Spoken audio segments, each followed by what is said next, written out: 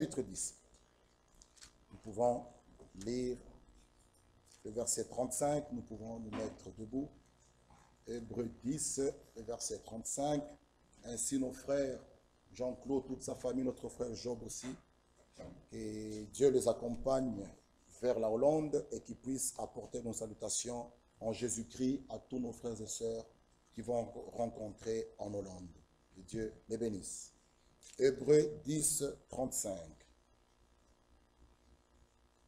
N'abandonnez donc pas votre assurance, à laquelle est attachée une grande rémunération, car vous avez besoin de persévérance, afin qu'après avoir accompli la volonté de Dieu, vous obteniez ce qui vous est promis.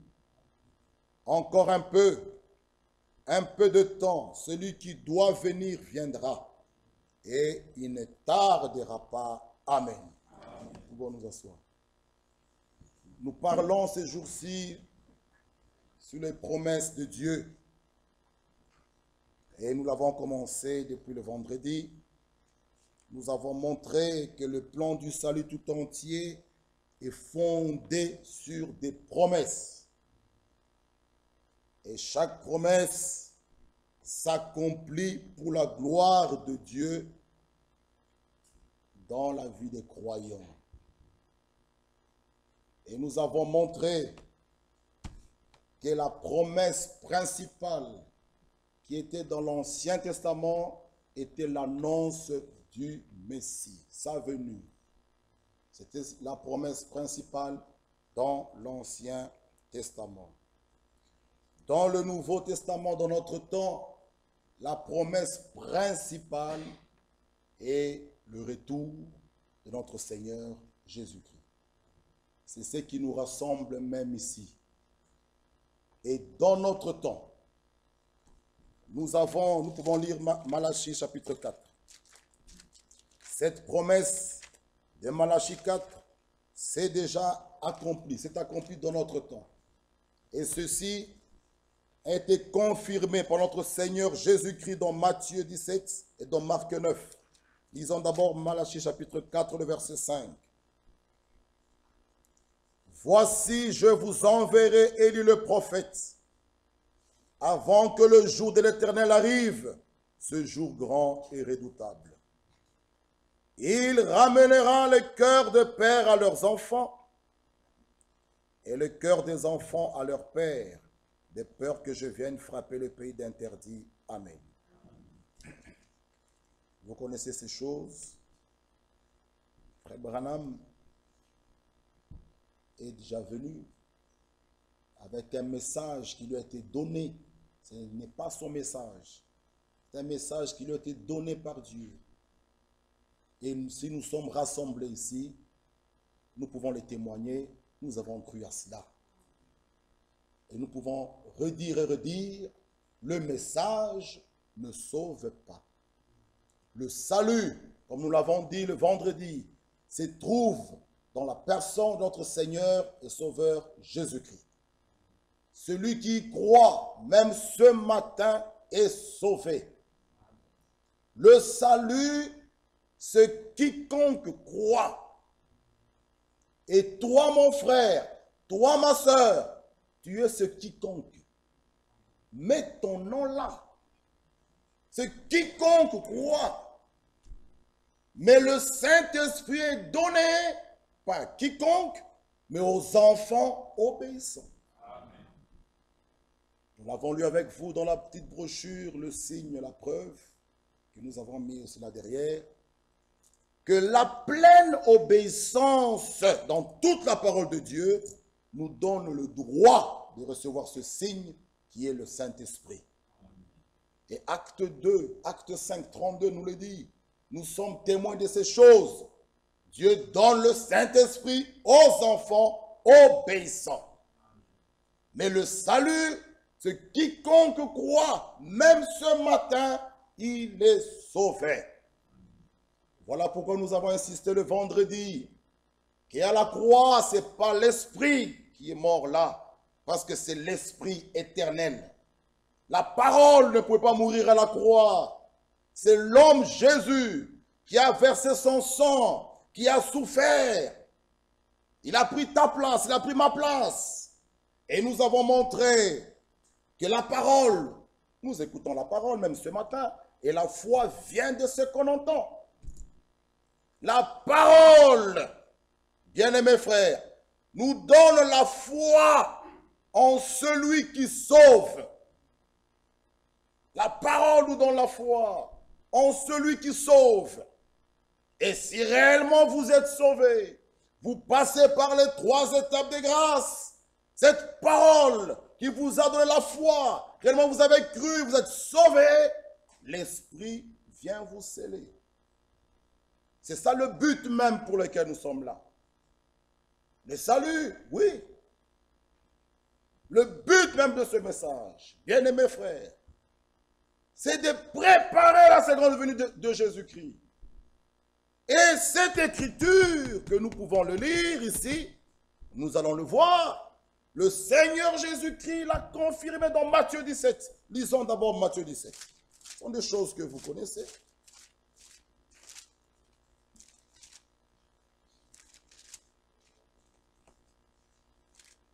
Lisons un peu Matthieu 17. Verset 10. Les disciples lui posèrent cette question. Pourquoi donc les scribes disent-ils qu'Élie doit venir premièrement? Il répondit, il est vrai qu'Élie doit venir et rétablir toutes choses. Mes frères, Marc, lisons Marc. Je l'ai écrit encore là. Oui, Marc. Marc 9. Le verset, on va prendre même 12 ici. Il leur répondit, Élie viendra premièrement, rétablira toutes choses. Amen. Tout comme Élie dans l'Ancien Testament, que vous connaissez sous le mont Carmel, rassembla tout le peuple sous le mont Carmel. Qu'est-ce qu'il y avait fait? Il a pris les 12 pierres et rétabli l'autel de Dieu. Frère Branham, ce prophète de cet âge de la Odyssée, ainsi dans notre temps, a remis la doctrine des 12 apôtres sur les chandeliers. C'est pourquoi nous pouvons le dire, que c'est comme Pierre pouvait dire, ce n'est pas des fables ou des choses que nous pouvons vouloir, nous ne sommes pas sûrs de ce que nous faisons. Nous sommes au bon endroit. Nous croyons la pure parole. Cette parole que nous avons crue, c'est la vérité. Dans notre temps, il faut que les jeunes le savent. Dieu a envoyé un prophète. Et ceci s'est accompli sous nos yeux. Et heureux sont vos yeux. Parce qu'ils voient et c'est là. Parce que beaucoup aujourd'hui lisent Malachie 4. Mais ils passent à côté. Mais vous et moi, nous sommes les bienheureux de le lire et de voir l'accomplissement de cela dans notre temps. C'est l'actualité du jour. Les uns parlent de. Nous aussi, bien-aimés frères. Si nous sommes rassemblés ici, Dieu a envoyé un prophète dans notre temps. Et nous ne devons pas être achoppés si nous citons le nom de frère Branham. Nous ne devons pas être achoppés si nous citons, ou bien nous pouvons lire une brochure, ou bien lire une lettre circulaire. Non, ce sont des choses dans lesquelles nous vivons. C'est notre actualité du jour. Élie avait pris les 12 pierres. Vous le connaissez bien. Vous pouvez le lire chez vous. Et il a rétabli l'autel de Dieu. Bien-aimés frères, ainsi Élie de notre temps a remis la doctrine de 12 apôtres sous le chandelier. La parole a été restaurée. Vous savez, si quelqu'un, je peux enlever ce pot de fleurs, je le mets là, je prends l'autre, je le mets là, et j'appelle quelqu'un qui vienne remettre comme les choses étaient, ça doit être remis à sa place. Si la sœur ou le frère prend ce pot de fleurs, le met ici, ce n'est pas correct. ramener chaque chose à sa place, c'est à la place originale. Et c'est ce que Frère Branham est venu faire. Bien-aimé frère, c'est ce que Frère Branham est venu restaurer, remettre la chose à sa place initiale. Pas prendre ce pot, le mettre ici. Non, ce n'est pas sa place initiale. Même si vous déposez ce pot-là, ça peut être bien beau à voir, mais ce n'est pas sa place initiale. Il faut remettre la chose à sa place initiale. Et ces choses-là, bien-aimés frères, dans le temps dans lequel nous vivons,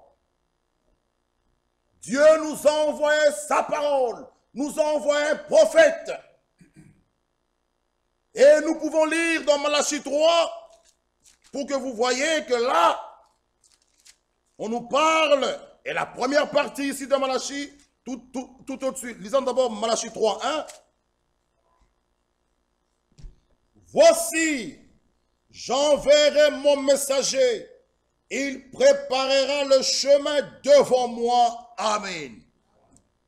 Ceci, cette écriture, notre Seigneur l'a confirmé dans Matthieu chapitre 11. Lisons d'abord cela. Lisons d'abord cela. Lisons d'abord cela. Matthieu 11. Si j'ai l'écriture, le verset 10. Car c'est celui dont il est écrit, voici j'envoie mon messager devant ta face, pour préparer ton chemin devant toi. Amen. Ici, c'est Jean-Baptiste. L'accomplissement de Malachie 3.1. Et dans notre écriture ici, nous pouvons voir ce que Frère Branham est venu faire. Relisons Malachie 4. Ici, c'est Jean-Baptiste.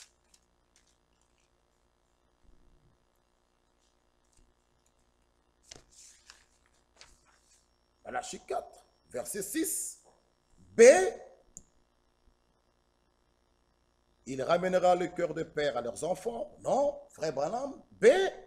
Le cœur des enfants à leurs pères. De peur que je vienne frapper le pays d'interdit. Ça, c'est la mission qu'Élie, de notre temps, a pu accomplir, devait faire. J'aimerais lire dans le temps et le signe de l'union. Regardez, paragraphe 103. Quelle époque nous vivons? Nous vivons dans des temps glorieux, où le mystère de Dieu est sur le point d'être accompli. La nature de Dieu est présentée. Il nous est montré ce qu'elle est. Nous avons vu comment tous ces petits ismes se sont élevés et ont fait de lui l'un ceci, l'autre cela. Mais l'ange du Seigneur est descendu et a pris tous leurs ismes pour en faire sortir la vérité. Puis, il l'a présenté. La voici dans toute sa perfection. Personne ne peut plus passer à côté. La voici et nous voyons ce qu'elle est. Il y a la sémence du serpent et toutes ces choses qui semblaient si mystérieuses aux gens. Vous comprenez? Tout cela, c'est le signe de quoi? De l'union. Paragraphe 104. Que dit Dieu dans Malachie 4?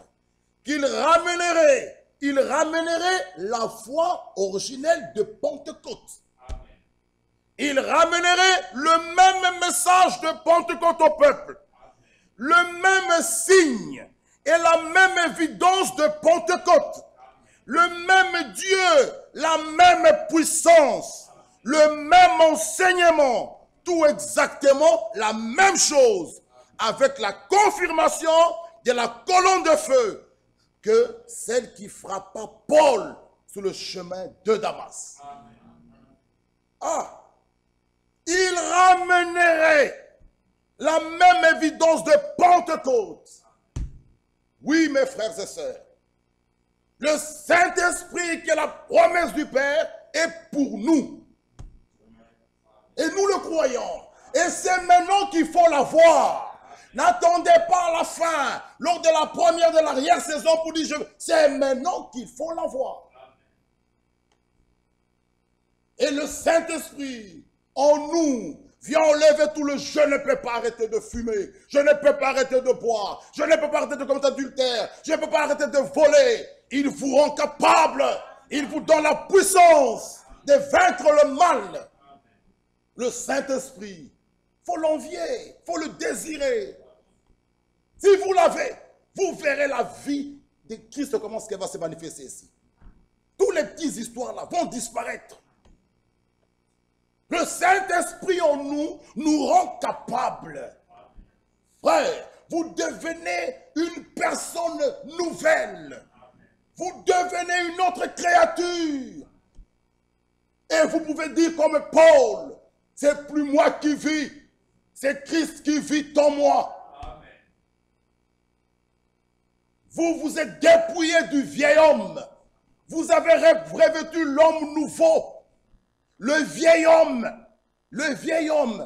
c'est votre je veux. C'est ça le vieil homme. Mais l'homme nouveau, c'est le tu veux.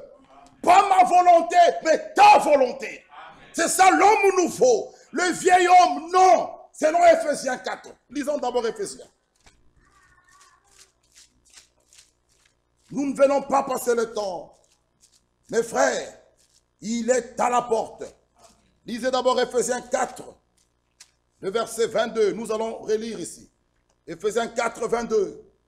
Par rapport à votre vie passée, du vieil homme qui se corrompt par les convoitises trompeuses, à être renouvelé dans l'esprit de votre intelligence et à revêtir l'homme nouveau. À revêtir l'homme nouveau. Cet homme nouveau-là est créé selon Dieu dans une justice et une sainteté que produit la vérité. La vérité, Jean 17 nous dit, sanctifie-leur par ta vérité, ta parole est la vérité. La vérité en nous produit la sainteté. La vérité en nous. Quelle est cette vérité en toi qui te laisse esclave?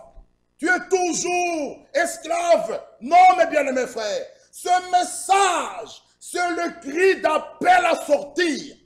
Sortez de l'esclavage. Sortez de la grande Babylone. Sortez de la confusion. Revenez à la parole. Revenons au commencement. Aux expériences du commencement. Voilà pourquoi nous lisons. Nous pouvons relire ici qu'il ramènerait la foi originelle de Pentecôte. Nous pouvons encore lire ici le même signe et la même évidence de Pentecôte. Le même Dieu le même Dieu, la même puissance. C'est pourquoi notre bien-aimé frère nous dit toujours comme la dernière prédiction doit être comme la première. Ramener la même puissance, le même Dieu, le même enseignement. Mes bien-aimés frères, dans l'église du Dieu vivant, l'église de l'assemblée des premiers-nés, nous ne pouvons pas y prêcher ce que nous voulons. Nous devons prêcher de telle manière, Paul a là qui disent Amen. Nous ne pouvons pas interpréter la parole comme nous voulons. Nous ne devons pas faire ça. Ramener le même enseignement. Pas des interprétations particulières. Nous devons prêcher. Dans ce temps, on a posé la question à notre bien-aimé frère Branham. Sais-tu que tu seras jugé? Il pose la question à l'ange. Est-ce que Paul sera jugé? Est-ce que Pierre sera jugé? L'ange dit oui, ils seront jugés. Alors frère Branham dit, si ceux de Paul et de Pierre passent, les miens passeront.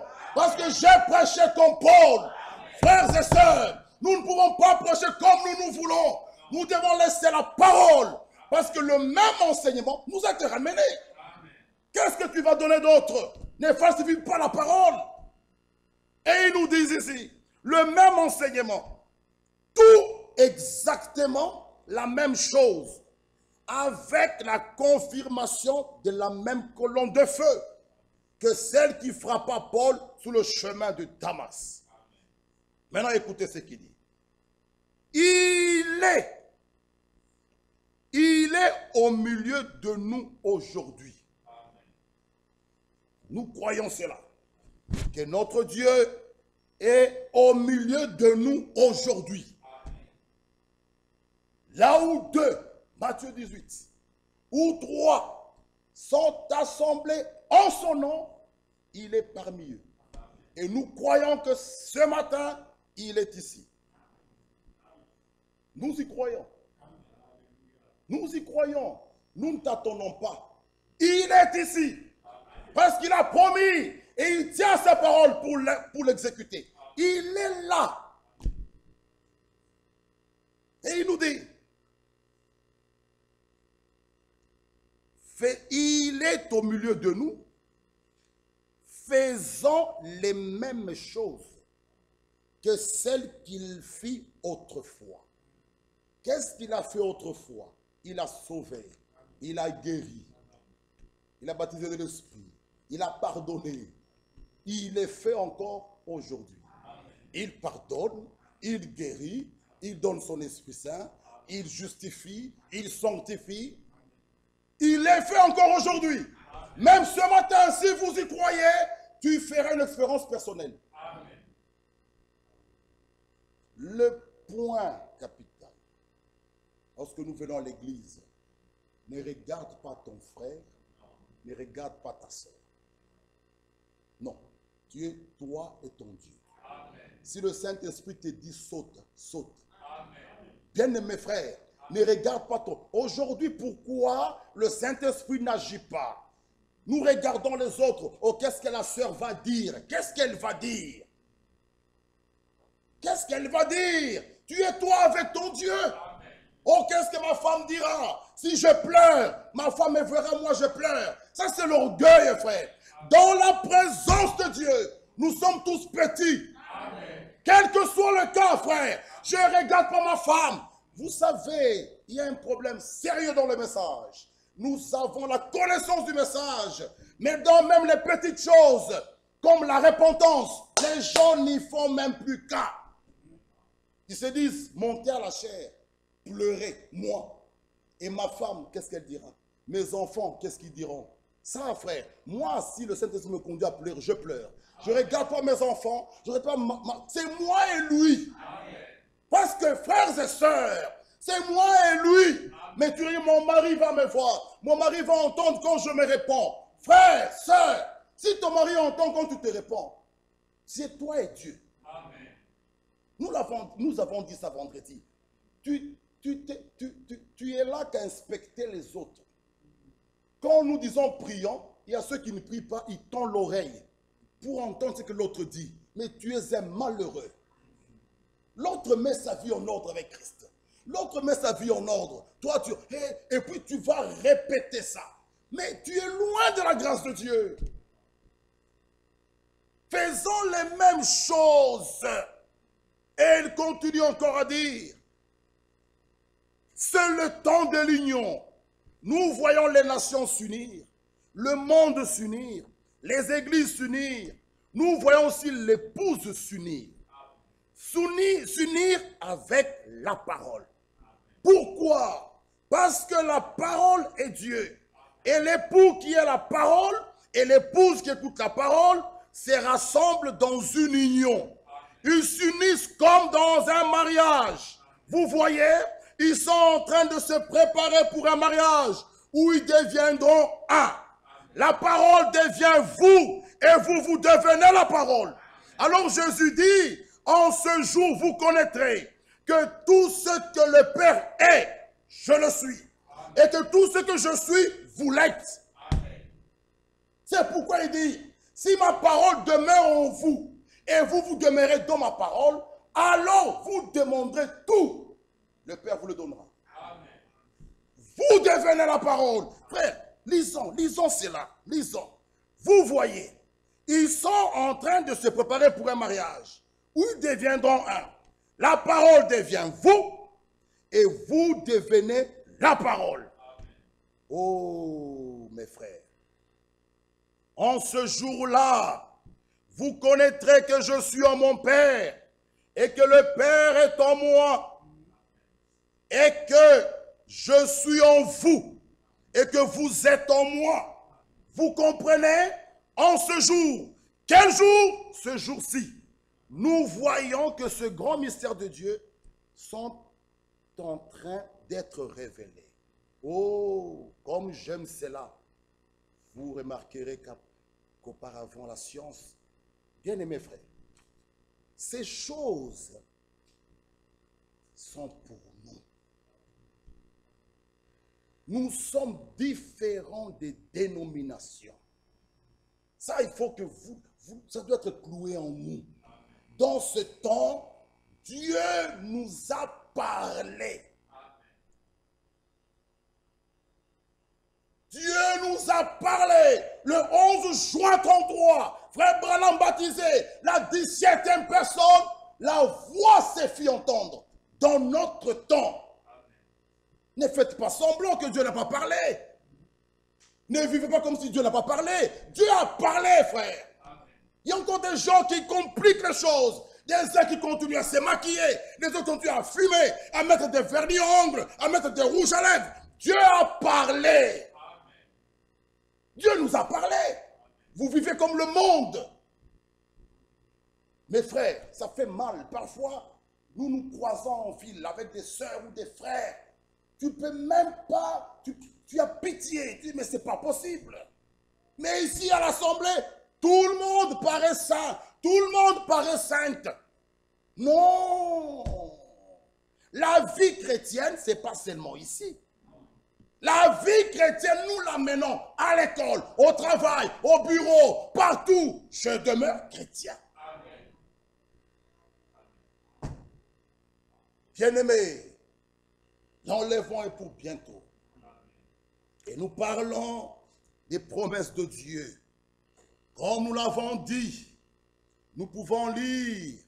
C'est là, bien-aimés frères, lisons un peu deuxième épître de Pierre, 2 Pierre. Lisons. Lisons. 2 Pierre. Si j'ai bonne mémoire.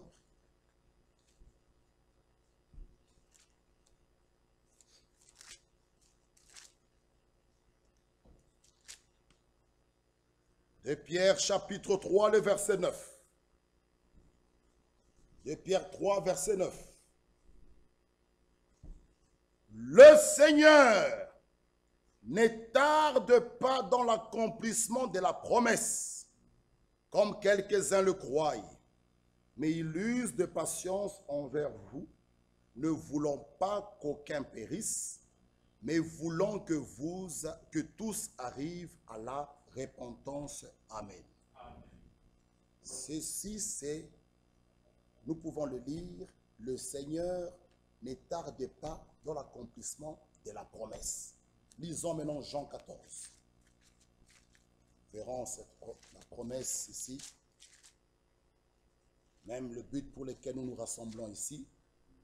Jean 14, le verset 3. Lorsque je m'en serai allé et que je vous aurai préparé une place, je reviendrai. Je vous prendrai avec moi, afin que là où je suis, vous y soyez aussi. Amen. Le Seigneur ne tarde pas dans l'accomplissement de sa promesse. Ne voulons pas qu'aucun périsse. Ça, c'est sa volonté. Sa volonté, il ne veut pas qu'aucun périsse. C'est pourquoi notre Dieu qui est bon, miséricordieux, lent à la colère, même ce matin, il te tend la main. Il te tend la main. Le Seigneur ne tarde pas dans l'accomplissement de sa promesse, comme quelques-uns le croient. Mais sa volonté, il ne veut pas que tu puisses mourir. Et la promesse, nous pouvons le lire. Jean 14, 3 encore, relisons. Lorsque je m'en serai allé, je vous aurai préparé une place. je reviendrai. Je vous prendrai avec moi, afin que là où je suis, vous y soyez aussi. Amen. Mes frères, ça peut que nous faire du bien.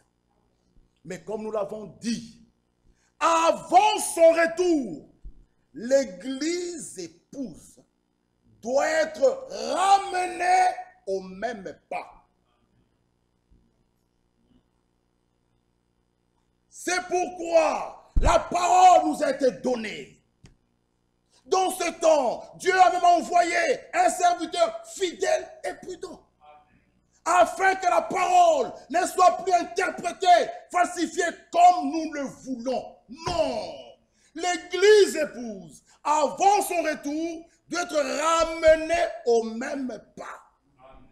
Et elle doit avoir un cœur et une âme. Frère, nous pouvons tout dire. Lorsque cette dernière phase, la dernière puissance tombera, la plus de la première de l'arrière-saison, oh, en ce moment-là, l'église épouse tous les vrais croyants auront un cœur et une âme. La puissance de Dieu se manifestera visiblement. Mes frères et sœurs, nous avons des promesses merveilleuses. Matthieu nous dit à quoi ça sert-il à un homme de gagner le monde entier et de perdre son âme. Le repas de noces nous attend. Oh mes frères, dans le premier épître aux églises, lisons un peu cela, Apocalypse 1. Regardez, Apocalypse chapitre 1er.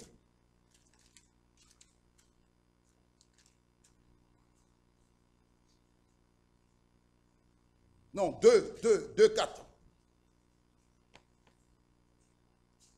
2, 4. Qu'est-ce qu'il nous est dit ici? Mais ce que j'ai contre toi, c'est que tu as abandonné ton premier amour. Amen. C'est ça. C'est tes reprocher à ceux du premier. Ils ont abandonné leur premier amour. Maintenant, nous, à la fin, nous devons revenir à cet amour-là. Parce que là-haut, seul l'amour parfait qui entrera. Et cet amour, si tu ne l'as pas, même ce matin, viens mourir à la croix, tu l'auras. Ne fabrique pas l'amour. L'amour de Dieu en toi, déversé par le Saint-Esprit, ne te rendra pas tribaliste. Non, ne te rendra pas dans des camps. Nous sommes ceux qui parlons la même langue, la même tribu. L'amour de Dieu n'a pas de frontières. L'amour de Dieu en nous te poussera à aimer tout le monde. Même ceux qui ne prient pas ici. Ça, c'est l'amour véritable, l'amour divin. Selon Romains 5, déversé dans le cœur par le Saint-Esprit. Cet amour-là, tu aimeras tout le monde.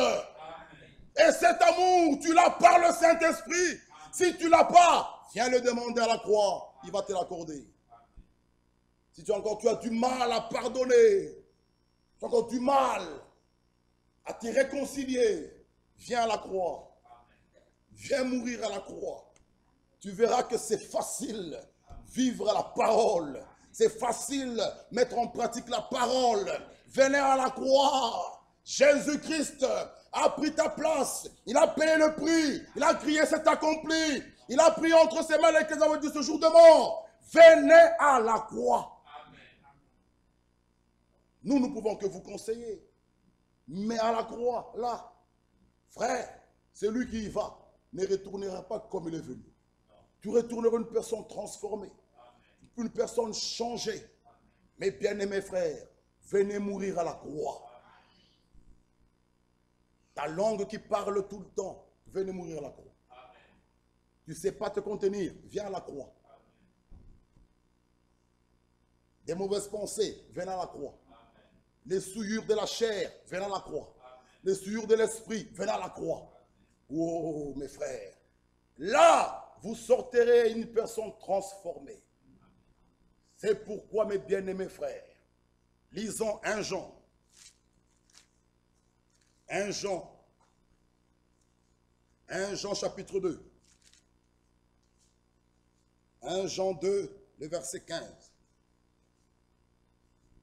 1 Jean 2, verset 15. N'aimez point le monde. Amen. Amen. Parce que notre écriture de vendredi, c'était « Ayons donc de telles promesses. Bien-aimés, purifions-nous de toute souillure, de la chair et de l'esprit. » Mais lisons d'abord 1 Jean 2. « N'aimez point le monde, ni les choses qui sont dans le monde. Si quelqu'un aime le monde, l'amour du Père n'est point en lui.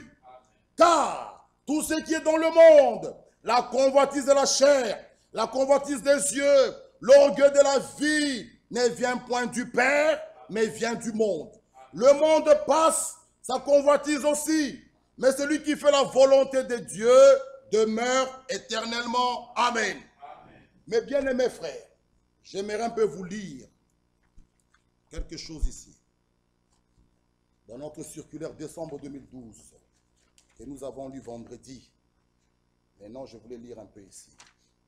Notre bien-aimé écrit qu'il y a des choses qui peuvent exclure quelqu'un du royaume de Dieu et de l'enlèvement. Ne jouons pas, frère. Dieu n'est pas un grand-père. Il y a des choses qui peuvent t'exclure du royaume de Dieu et de l'enlèvement. Lisons. Cela ne suffit pas de parler ou d'écrire au sujet de l'église épouse et de l'enlèvement, s'il n'est pas aussi mentionné en toute loyauté ce qui exclut du royaume de Dieu et de l'enlèvement. Le Seigneur avait dit au peuple d'Israël, « Si vous écoutez ma voix et si vous gardez mon alliance, vous m'appartiendrez entre tout le peuple. Car toute la terre est à moi. Vous serez pour moi un royaume de sacrificateurs et une nation sainte. » Maintenant, il écrit, Dieu exige l'ordre et la sainteté dans son Église. Amen. Dieu est un Dieu d'ordre. Son Église doit aussi être en ordre. Pas en désordre. Non. Son Église doit être en ordre. Dieu lui-même est un Dieu d'ordre. Et Dieu est saint. Il exige l'ordre et la sainteté dans son Église. Amen. Mes frères, si réellement nous vivons ça, nous verrons de grandes choses ici. Ici, nous verrons de grandes choses. Parlons-en un peu de Pierre, qui, son ombre, guérissait les malades. Pierre, un homme de la même nature comme vous et moi, mais son ombre guérissait les malades. Paul, des grandes choses ont été faites dans sa vie.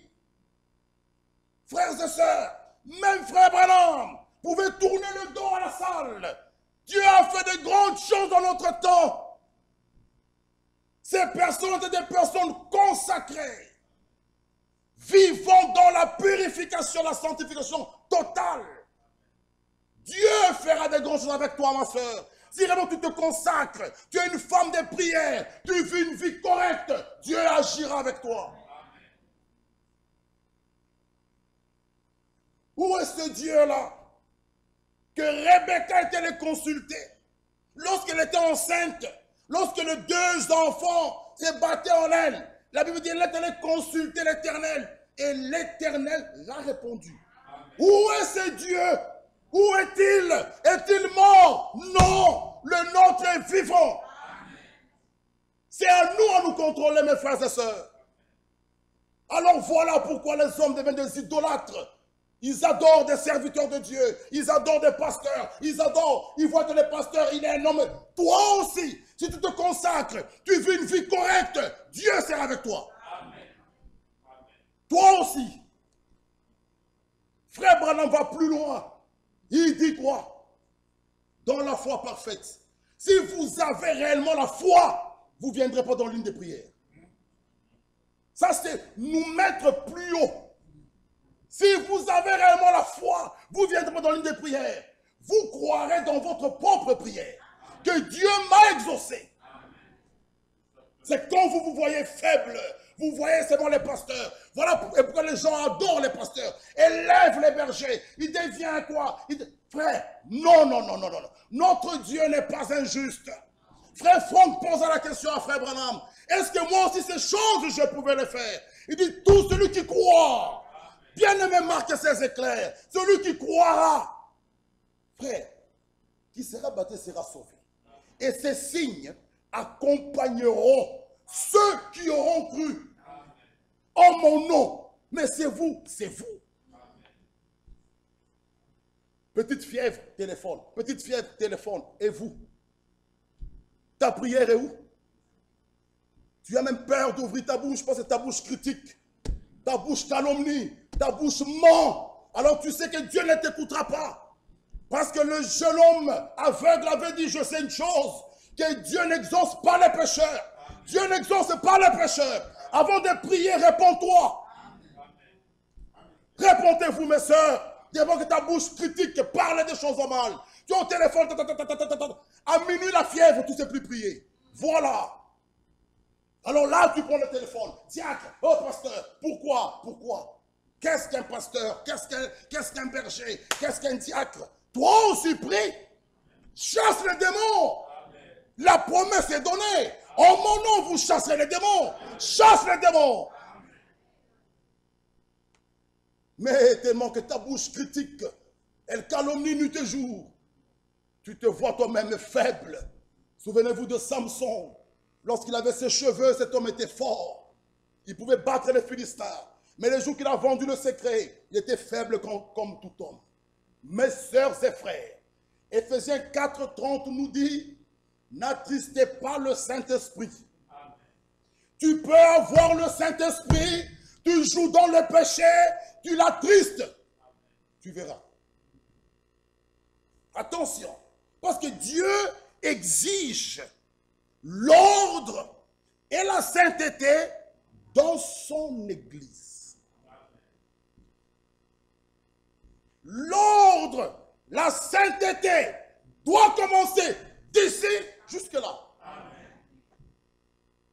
Là, ici. C'est là que le feu de... C'est là que ça doit commencer ici. Même celui qui fait chanter, même celui qui fait quoi? Même dans la chorale. Amen. Si nous voulons voir Dieu, même si les choristes, ça doit commencer par là, jusque là. Dans l'assemblée tout entière, nous verrons Dieu ici. Quelqu'un qui vient, si c'est d'où on ne sait pas, il vient monter ici. Même si tu ouvres la Bible, Dieu exige l'ordre et la sainteté dans son Église. Amen. Toi, tu viens nettoyer l'Église, tu viens d'où? D'où viens-tu? Avec tes mains, tu viens essuyer ici. Tu viens d'où? Il faut que ces choses soient vraiment... Que Dieu nous aide. Il faut que ces choses soient vraiment suivies. Tu viens d'où? Tu viens, tu essuies avec des vernis en ongles ici. Tu es en train d'essuyer la chair. Avec un pantalon en dessous de ton paille. Nous, on voit, mais Dieu voit. Tu es en train d'aspirer. Tu mens qui? Tu trompes qui? Ici. Non. Non, frère. Arrêtons les amitiés.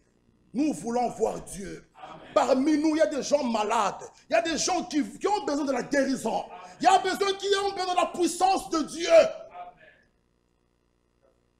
Ici. Nous voulons voir Dieu. Où est-il? Paul, un jour, il prêchait. Un jeune homme tombe, il meurt. Paul dit, ramenez-le ici. Il a prié, l'homme s'est mis debout. Mais où est ce Dieu? Où est-il? Où est-il ce Dieu-là? Il n'est pas mort, il n'est pas absent. Il est présent. Paul, c'est dans le Nouveau Testament. Pierre, vous connaissez, cette sœur qui était morte, les gens ne voulaient pas l'enterrer. Ils ont dit, nous ne l'enterrons pas. Qu'est-ce qu'il faut? Appeler Pierre. Pierre, il arrive, il met tout le monde dehors. Il prie, la sœur se met debout. Pourquoi? Ces bonnes œuvres. Ces bonnes œuvres. Ces bonnes œuvres. C'est qu'elle faisait tellement les peuples disent, nous ne pouvons pas enterrer une telle sœur. Mais toi, si tu mourais, est-ce que ça sera la joie de tes sœurs ou la tristesse? Il y a des... Oh, elle est partie. Oh là là. Elle a quand même pris du temps. Hein. Comment? Mes sœurs et frères, nous sommes arrivés dans une phase. Nous sommes à la fin. Même quand vous suivez les prédications, c'est juste d'autres bien-aimés frères Franck, vous verrez que c'est fini. Il y a tout le conseil de Dieu est dit. Tout est clair. N'attendez plus rien d'autre. Une autre parole de révélation. Tout est clair. Tout est clair. N'attendez plus rien d'autre. Mais bien-aimés frères, que Dieu puisse nous aider. Amen. Il nous dit ici, Dieu exige l'ordre et la sainteté dans son église. L'incrédulité et la désobéissance ne peuvent absolument pas subsister devant lui. Amen. Maintenant, il nous dit, dans nombreuses de ses lettres, Paul a particulièrement mis en lumière les choses par lesquelles on peut être exclu du royaume de Dieu. Une fois, il énumère jusqu'à 15 œuvres de la chair, à savoir l'impudicité, l'impureté, la dissolution, l'idolâtrie, la magie, les inimitiés, les querelles, les jalousies, les animosités, les disputes, les divisions, les sectes, l'envie, l'ivrognerie, les excès de table. Maintenant, il dit, il est certain que celui qui sera trouvé pratiquant de telles œuvres de la chair ne sera pas enlevé. C'est frère Franck, allez lire, décembre 2012. C'est lui qui pratique ces choses. Lisons. Il est certain que celui qui sera trouvé pratiquant de telles œuvres de la chair ne sera pas enlevé. Amen. Celui qui sera trouvé pratiquant. Aujourd'hui, tu peux trébucher dans ces choses, mais le sang est encore là. Si tu te répands, même ce matin, il te pardonne. Amen. Et le royaume et l'enlèvement est pour toi. Mais celui qui sera trouvé pratiquant de telles œuvres, des enseignements diaboliques que les gens ont donnés. Oh, s'il venait, même si je suis à l'hôtel, je suis dans un champ de maïs, comme je suis élu, moi je partirai. C'est quel enseignement ça? L'enseignement diabolique. C'est lui qui sera trouvé pratiquant ces choses. Ne sera pas enlevé. Chaque véritable croyant qui appartient à l'épouse de l'agneau, qu'il soit homme ou femme, jeune homme ou jeune fille, se purifie comme lui-même est pur. C'est ainsi qu'aucun homme croyant, aucune femme croyante, et même dans les enfants croyants, ne se trouvera la moindre résistance à la parole de Dieu. Amen. Jamais. Amen. Comment on peut supplier quelqu'un à se repentir? Expliquez-moi un peu ça. Nous supplions.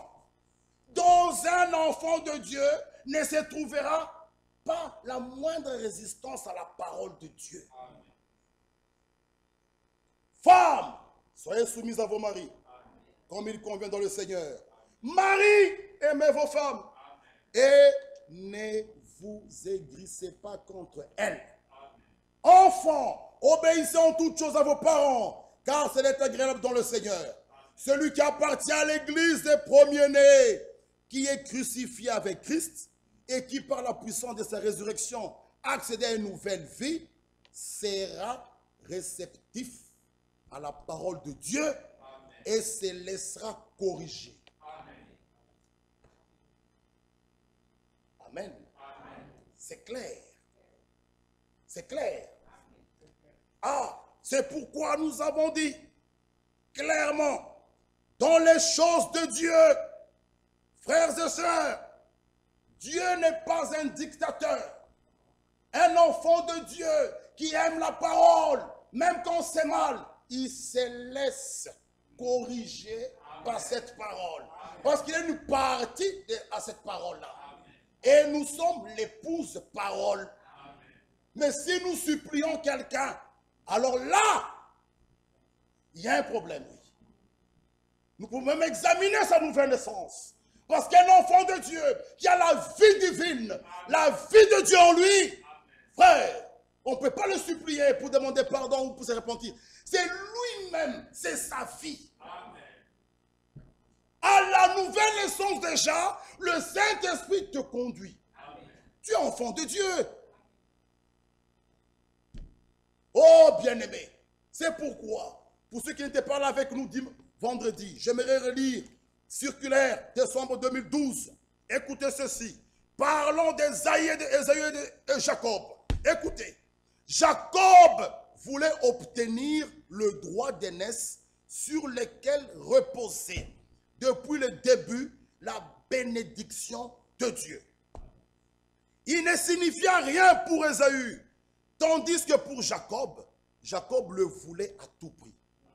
Dieu est amour. Sa haine envers Ésaü consistait dans le rejet. Lui-même a dit, j'ai aimé Jacob, accepté, j'ai eu de la haine pour Ésaü, rejeté. Maintenant écoutez, pour que vous ne rendez pas Dieu injuste, vous ne rendez pas Dieu, il fait, oh non, Dieu il fait le favoritisme. Non, Dieu en effet, tout d'abord, c'est Ésaü qui a rejeté Dieu.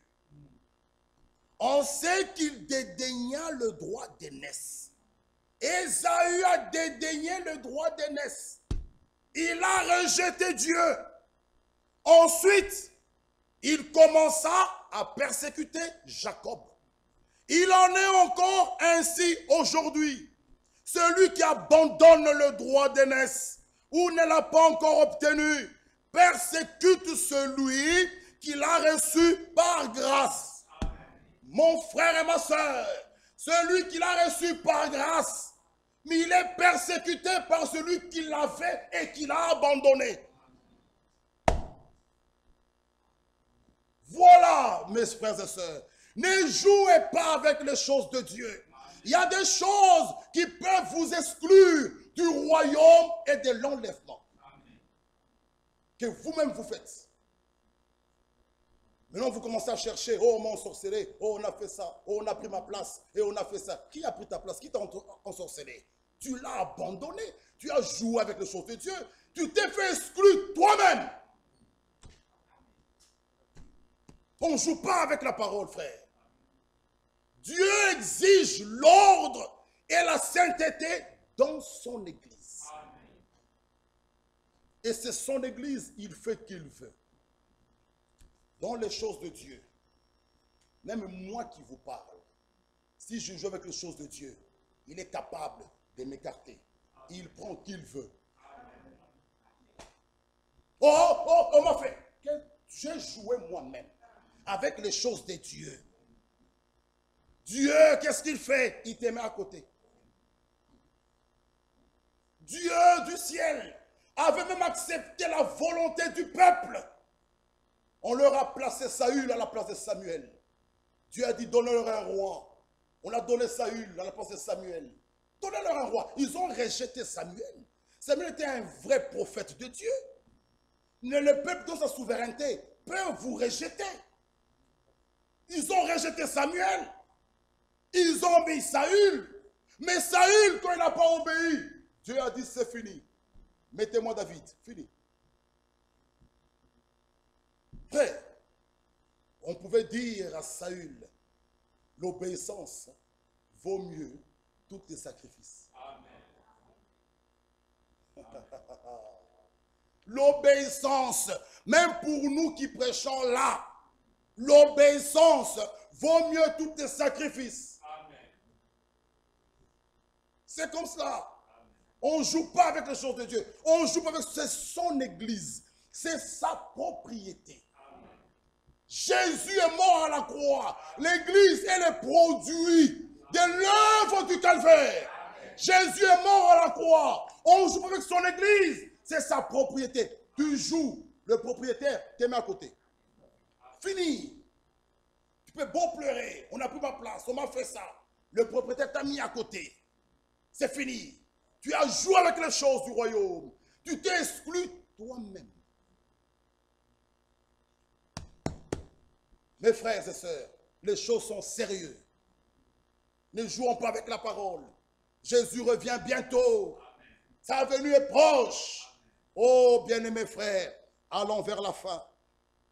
Nous avons lu 1 Jean. Lisons maintenant Matthieu. Et nous allons terminer, nous continuerons mardi, Dieu voulant. Non, lisons 1 Jean 2, 28. 1 Jean 2, 28. Frères, l'achèvement des rachetés se produira dans l'amour de Dieu. Et Jean nous encourage dans 1 Jean 28, 1 Jean 2, 28, il nous dit ceci.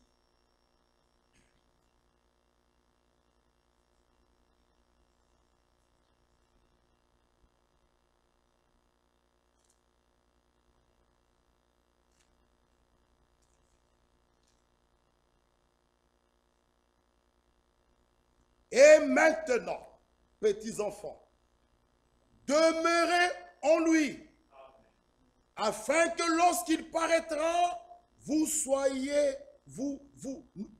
lorsqu'il paraîtra, nous ayons de l'assurance et qu'à son avènement, nous n'ayons pas la honte d'être éloignés de lui. Jean qui nous encourage. Et Pierre nous écrit, lisons dans 2 Pierre, 2 Pierre 1, 16, 2 Pierre 1, 16. Ce n'est pas en effet en suivant des fables habilement conçues que nous avons fait connaître la puissance et l'avènement de notre Seigneur Jésus-Christ. Mais c'est comme ayant vu sa majesté de nos propres yeux. Ah, et Jacques nous exhorte. Il dit, soyez donc patients. Ça, c'est l'exhortation de Jacques. Jacques chapitre 5. Jacques 5. Oui, ici, Jacques 7. Soyez donc patients, frères, jusqu'à l'avènement du Seigneur.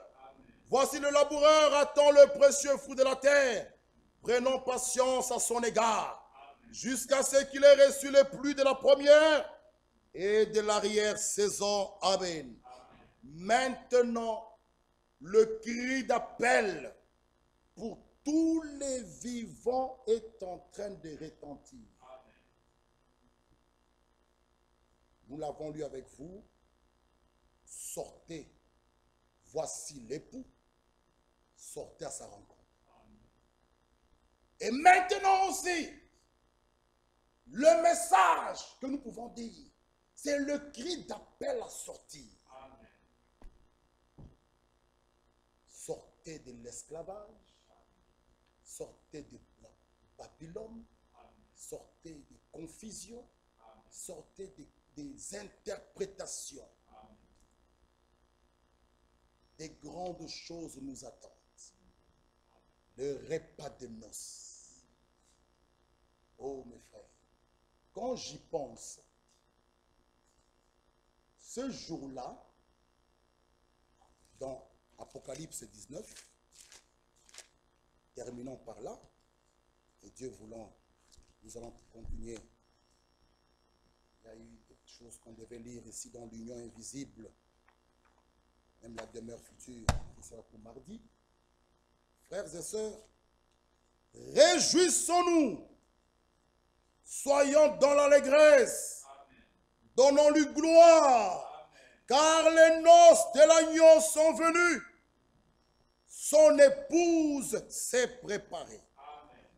Il lui a été donné, Apocalypse 19, 7, 8, il lui a été donné de se revêtir d'un fin lin, éclatant, pur, car le fin lin, ce sont les œuvres justes des saints. L'ange me dit, écrit, heureux ceux qui sont appelés au festin de noces de l'agneau. Puis il me dit, ces paroles sont les véritables paroles de Dieu. Amen. Les noces de l'agneau et le festin de noces vont ensemble.